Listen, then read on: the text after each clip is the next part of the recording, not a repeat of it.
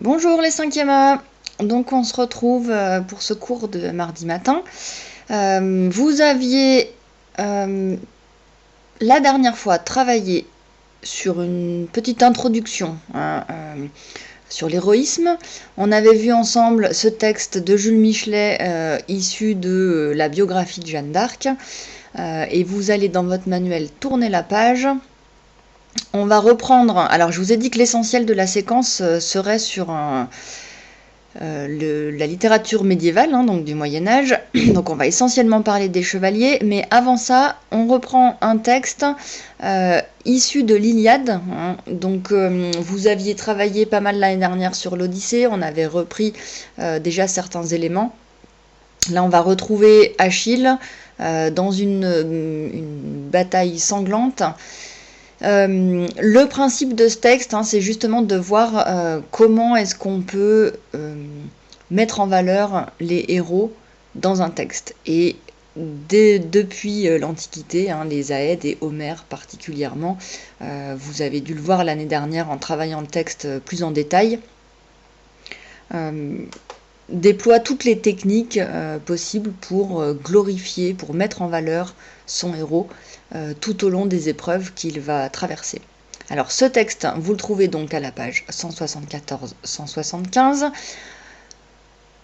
On va mettre tout de suite le titre de la séquence. Voilà, donc vous aviez juste avant ce texte-là, ce qu'on avait écrit sur le texte de Jeanne d'Arc. Vous mettez le titre que voilà. Donc la célébration du héros, extrait de l'Iliade d'Homère, le combat d'Achille contre Hector. C'est les pages 174 et 175 de votre manuel. Donc vous notez ça et moi je reviens au texte qu'on va écouter ensemble. Donc suivez en même temps sur votre manuel, page 174-175, et on a une lecture faite par un comédien. Que voilà. Chapitre 4, partie 1, texte 1, page 174. Homère, l'Iliade, chant 22. Une vengeance sanglante. Ayant ainsi parlé, il tira le glaive acéré qui, grand et fort, s'allongeait sous son flanc. Puis, se ramassant sur lui-même, il s'élança comme l'aigle qui, volant du haut des airs, fond dans la plaine à travers les nuées ténébreuses pour se saisir d'une tendre agnelle ou d'un lièvre blotti. De la même façon s'élança Hector, en brandissant son glaive acéré. Achille prit aussi son élan, le cœur empli d'une sauvage ardeur. Par devant, il se couvrait la poitrine avec son beau bouclier habilement ouvragé. Son casque étincelant, à 4 bossettes, s'inclinait sur sa tête, et les beaux brins d'or qu'Héphaïstos avait étirés en grand nombre tout autour de l'aigrette ondoyaient en tous sens. Tel l'astre qui s'avance au milieu d'autres astres au plus fort de la nuit, Vespère, le plus bel astre qui ait sa place au ciel, telle luisait la lance bien aiguisée qu'Achille brandissait de sa droite, en méditant la perte du divin Hector et en cherchant sur sa belle chair l'endroit où elle serait le plus pénétrable. Or, les belles armes de bronze dont il avait, après l'avoir tué, dépouillé par violence le vigoureux Patrocle, garantissaient sa chair de toutes parts. Elle n'apparaissait qu'au seul point où les clavicules séparent le col des épaules, au creux de la gorge, là où se perd le plus rapidement le souffle de la vie. Ce fut donc là que le divin Achille poussa sa pique contre l'ardent Hector. Son coup délicat fut de part en part traversé par la pointe, mais la pique de frêne, alourdie par le bronze, ne trancha point la trachée. Elle permit à Hector de dire quelques mots de réponse à Achille. Hector tomba dans la poussière, et le divin Achille, exultant, s'écria « Hector, tu te disais sans doute, en dépouillant Patrocle, que tu serais indemne. Et tu n'étais pas en garde contre moi qui restais à l'écart. Insensé, mais loin d'ici, en arrière et près des vaisseaux, se tenait un vengeur beaucoup plus fort que lui. C'était moi qui viens de rompre tes genoux. Toi, les chiens et les rapaces te déchireront ignominieusement, tandis qu'à Patrocle, les Achéens rendront les honneurs funèbres. » Voilà, donc vous avez entendu le texte. Et je vais reprendre le micro parce que sinon forcément vous m'entendez moins bien, donc là normalement ça doit aller. Et on va travailler en premier, enfin vous allez travailler en premier sur ces 4 premières questions que vous avez à la page 176. Donc vous les notez. Alors c'est pas ça que je voulais vous montrer, voilà. Dans votre cours, hein, après le titre, vous mettez question 1 à 4, page 176. Et puis vous allez les travailler au crayon de papier là à la suite. On notera ensemble la correction après. Je vais récupérer le manuel. Que voilà. Et je vous remets les questions que vous avez à traiter. On va les lire ensemble pour pouvoir être sûr qu'on se comprend bien. Voilà. Donc, première question. Donc là, on parle vraiment de la façon qu'a le poète de glorifier ses héros. Donc on va parler beaucoup de la beauté des guerriers, mais la beauté au sens large, hein, la valeur aussi. Donc d'abord, relevez les adjectifs qualifiant les armes et les armures des 2 guerriers. Proposez un synonyme pour chacun d'eux. Ensuite, à quoi est comparée la lance d'Achille dans les lignes 12 et 13 ? En quoi cette comparaison est-elle étonnante ? Là, vous aurez peut-être besoin un petit peu du dictionnaire, alors tenez bien compte des petites notes qui sont à côté du texte pour vous aider, mais il y aura peut-être des choses à repréciser. Relevez les adjectifs qui qualifient les noms des héros. Dites sur quel aspect du héros insiste chacun d'eux. Très souvent, quand vous avez le prénom des personnages et des personnages principaux, il y a un adjectif qui lui est accolé, qui est associé, et c'est là-dessus qu'on vous demande de travailler. Et enfin, quel sentiment la description des guerriers cherche-t-elle à provoquer chez le lecteur ? Donc, vous mettez pause, vous prenez le temps de travailler ces questions-là, et on se retrouve ensemble tout de suite pour la correction. Donc, on a dans cette première question, pour les armes des héros, le glaive acéré, donc cet adjectif-là, qui veut dire affûté, tranchant, aiguisé. Son beau bouclier habilement ouvragé, lignes 7 et 8, c'est-à-dire un magnifique bouclier finement travaillé, ouvragé, c'est la façon dont il a été travaillé. Le casque étincelant, alors j'ai oublié de souligner, je vais le faire tout de suite.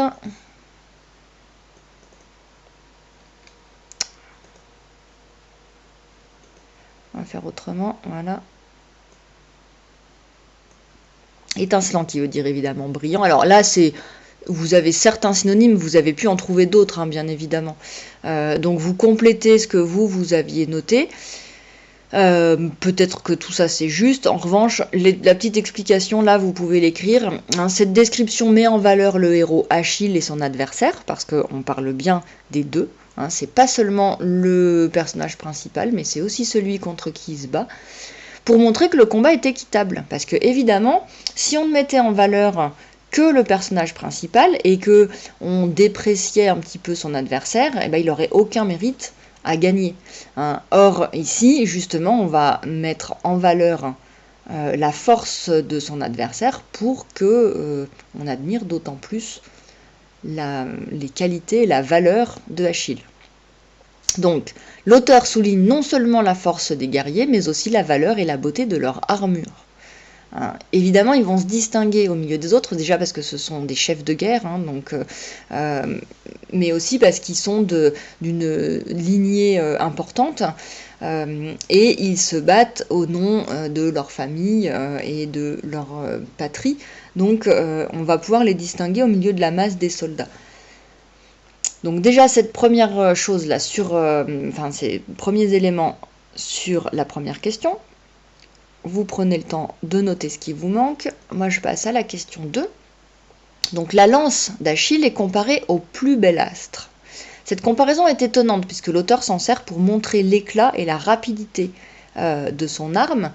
Mais pour ça, il va la comparer un peu à une étoile filante. Un astre, c'est évidemment ce que vous allez trouver dans le ciel. Alors, on l'utilise assez souvent pour le soleil, sauf que c'est pas seulement le soleil, mais là, justement, on va avoir du mal à comparer cette lance à un soleil. Alors évidemment, il y a un côté brillant, quelque chose qui va lui permettre de se distinguer, mais peut-être la comparaison avec une étoile filante sera plus parlante, puisque justement cette lance, elle a aussi la rapidité, non seulement l'éclat, mais aussi la rapidité.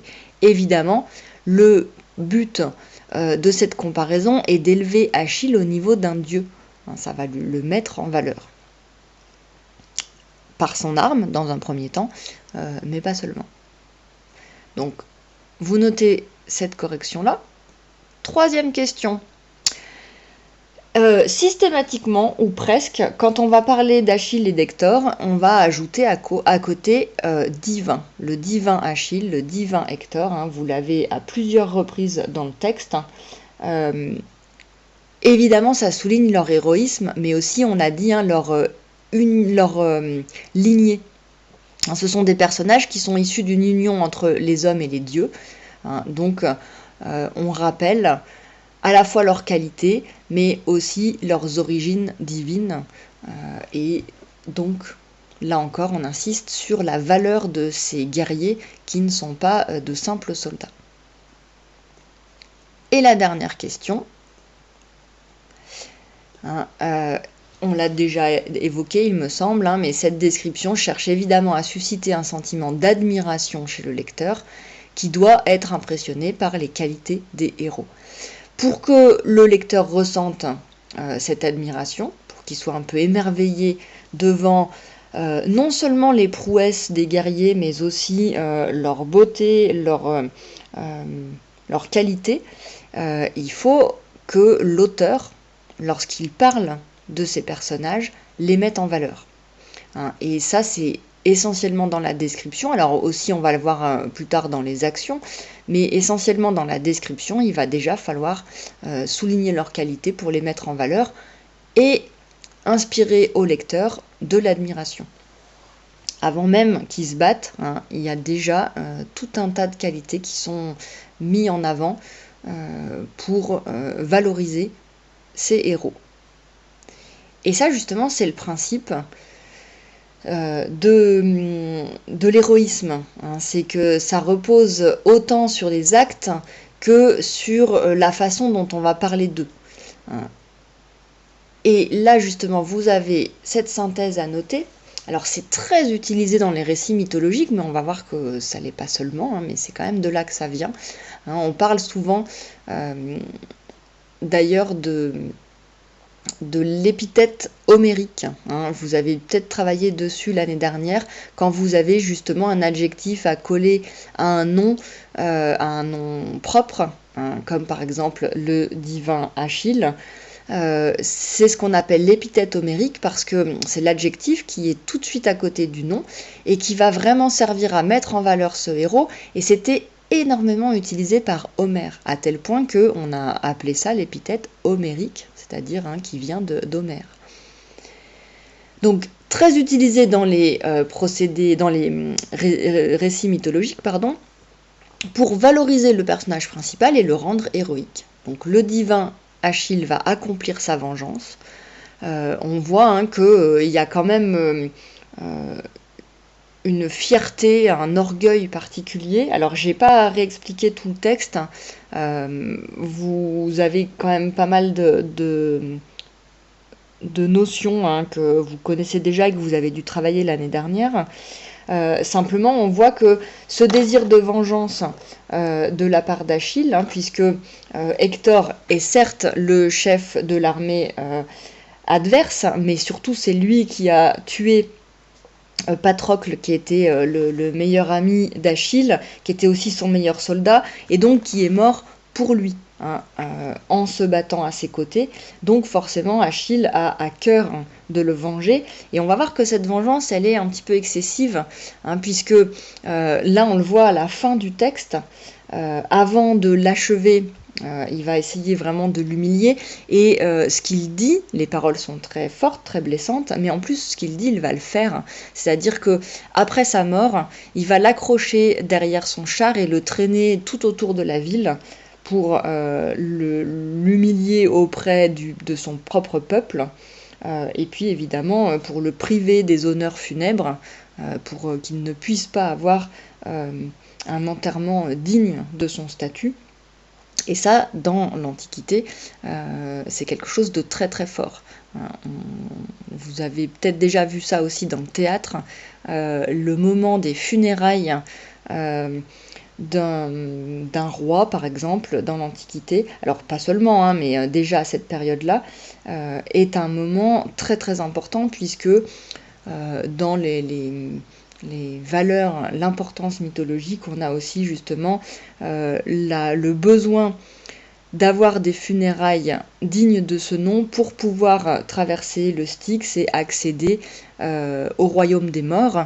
Si un guerrier ou n'importe quelle personne est privé de ses honneurs funèbres, il va être condamné à errer, son âme va être condamnée à errer sur terre sans pouvoir atteindre le domaine des morts.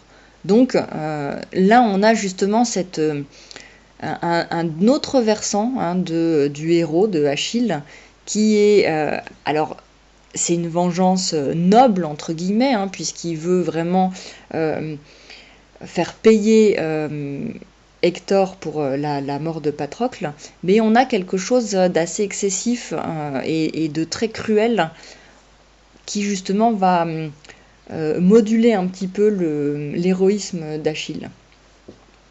Donc, vous prenez le temps de noter tout ça, et on se retrouve juste après pour un petit texte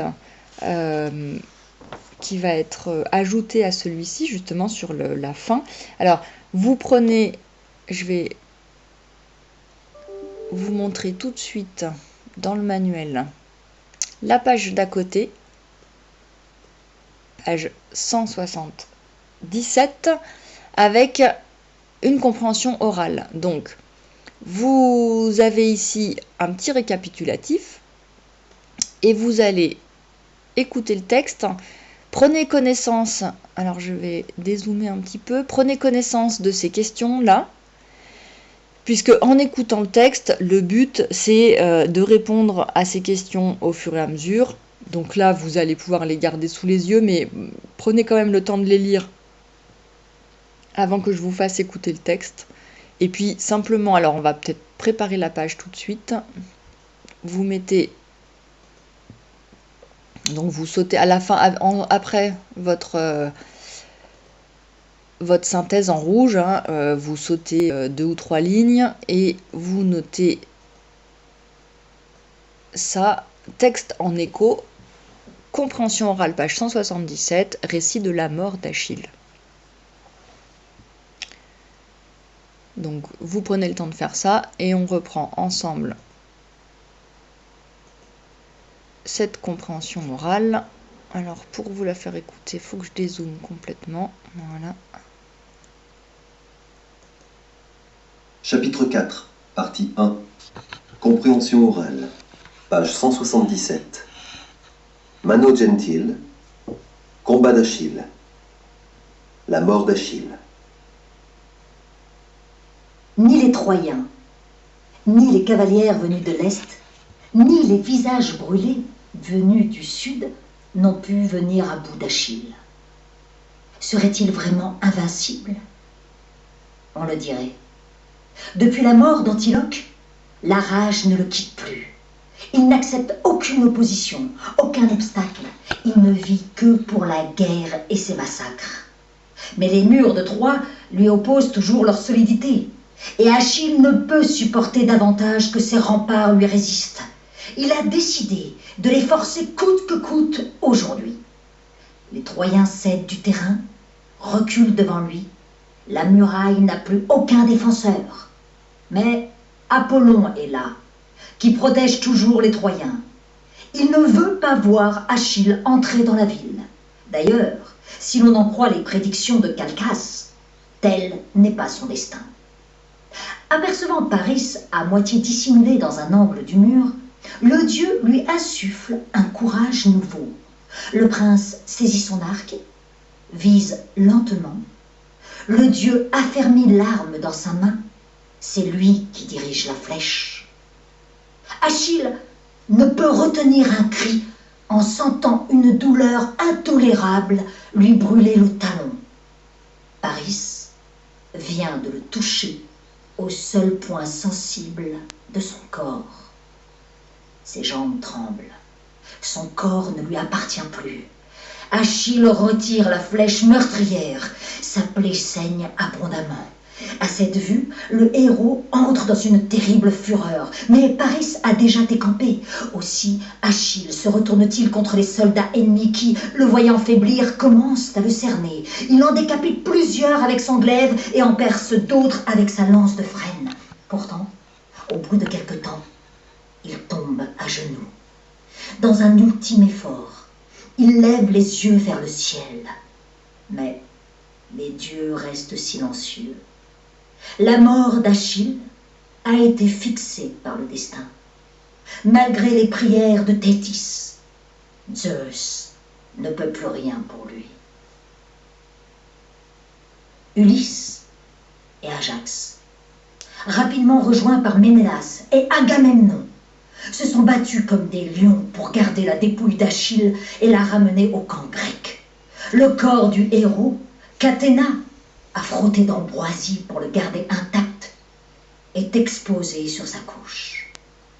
Toute l'armée grecque défile en pleurant pour rendre un dernier hommage à son bouclier, tandis que Briséis et les servantes se lamentent à grand bruit. La mer aussi est agitée. Près du rivage, Thétis et ses 49 sœurs mènent le deuil. Les funérailles durent ainsi 17 jours, jusqu'à ce que soit dressé et allumé le bûcher. Le vent se met alors à souffler, et une épaisse fumée s'élève dans le bleu du ciel. Quand le corps est consumé et le feu éteint, les ossements du héros sont recueillis et enfermés dans une urne en or. Un immense tombeau est élevé au bord de la mer pour signaler à tous les hommes à venir que là repose le plus vaillant des héros.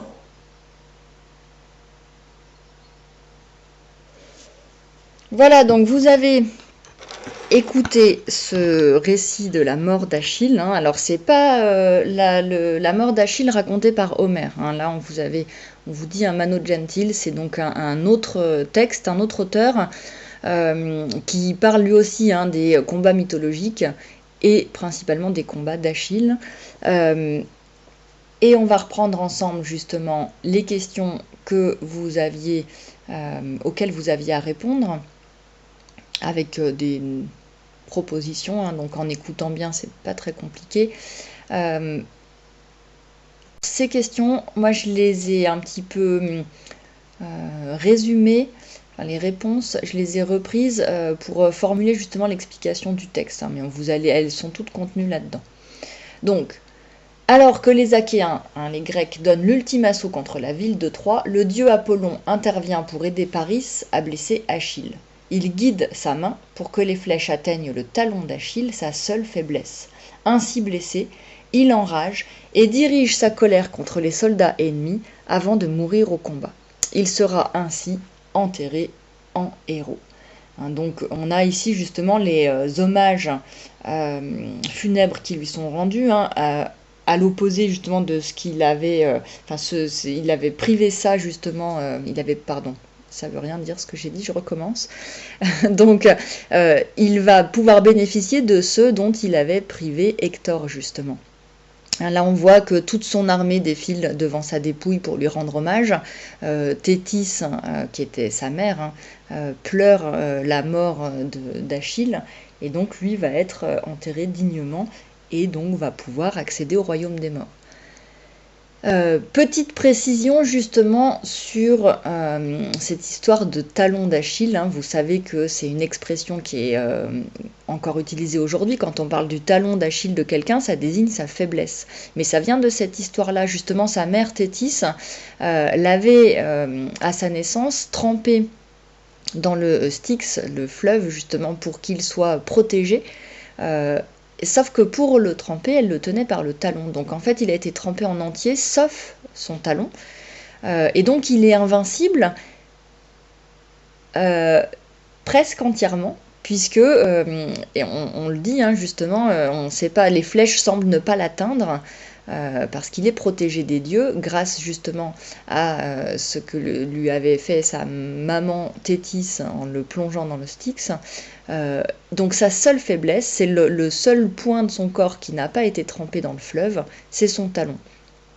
Et c'est pour ça justement que les dieux vont diriger les flèches des ennemis pour pouvoir atteindre ce talon, puisque eux savent que c'est sa seule faiblesse.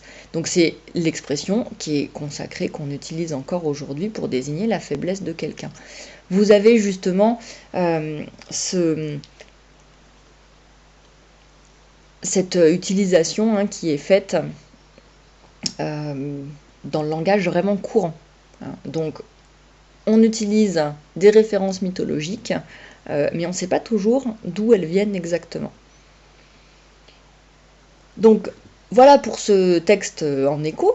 Donc on assiste ici à la mort d'Achille. Très souvent dans les combats mythologiques, vous l'avez vu déjà avec l'Odyssée, en fait les dieux se mêlent de ces combats, de ces guerres. C'est le cas dans la guerre de Troie, mais pas seulement. Parce que les dieux vont aussi... Alors déjà, il y a ces lignées dont proviennent les héros, donc qui sont très souvent issus d'une union entre des dieux et des hommes. Et donc forcément, les dieux ont intérêt à les défendre, mais aussi parce que certaines fois, les villes ou les royaumes sont protégés par un dieu en particulier. Et donc ils vont intervenir dans les guerres, guider la main des soldats ou provoquer des tempêtes ou des choses comme ça. En tout cas, intervenir pour influencer le combat, la tournure que ça va prendre. Donc on le voit ici. Alors c'était juste une petite digression pour parler de la célébration du héros, notamment depuis les textes mythologiques, mais dès la prochaine fois, je le mettrai je pense pour vendredi, la prochaine vidéo, on travaillera vraiment sur les textes médiévaux, et notamment plusieurs extraits de la chanson de Roland. Si vous voulez vous avancez un petit peu, vous pouvez lire l'extrait à la page suivante, page 178, mais on le reprendra ensemble de toute façon. Et d'ici là, je vous souhaite une bonne journée et à bientôt!